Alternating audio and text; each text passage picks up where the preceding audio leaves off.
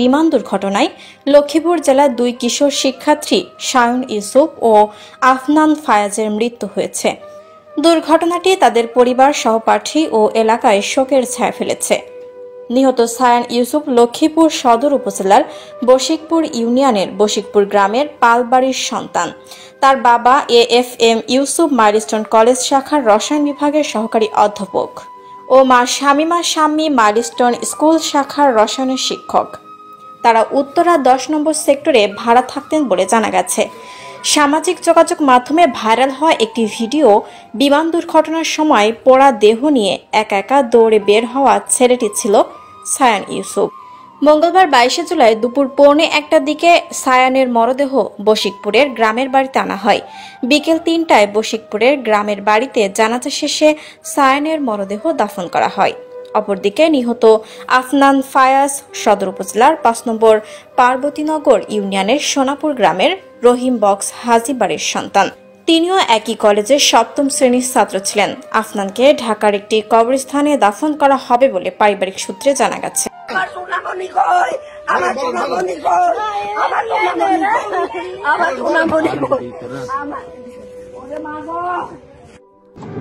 এই দেশে কোনো মানুষের নিরাপত্তা নেই, এই কারণে আমরা এই দেশে থাকবো না।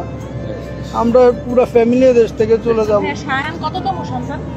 আমার ছেলে ব্রিলিয়েন্ট স্টুডেন্ট, পুরো কলেজে ফার্স্ট হয়।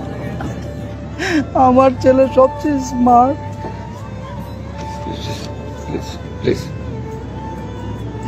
আমরা এই দেশে থাকবো না। এই দেশের পলিটিশিয়ানরা এই দেশটাকে পলিউট করে ফেলছে। আমরা এই দেশে আর থাকবো না, বুঝছেন?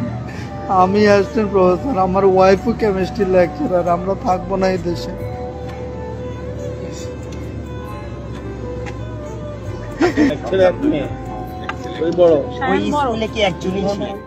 সে খুব ভালো স্টুডেন্ট ছিল।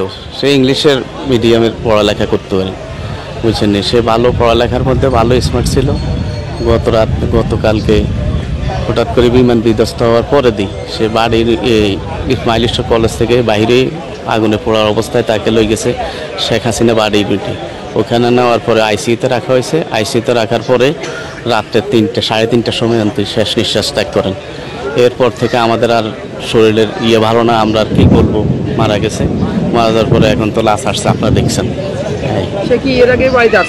এর কোরবানে রোজার ঈদের সময় সে বাড়িতে আসি, প্রায় 15-20 দিন থাকে গেছে।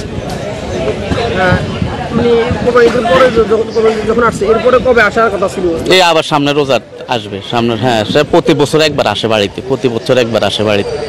আসি, এরপরে যায়, থাকে, যায় আর।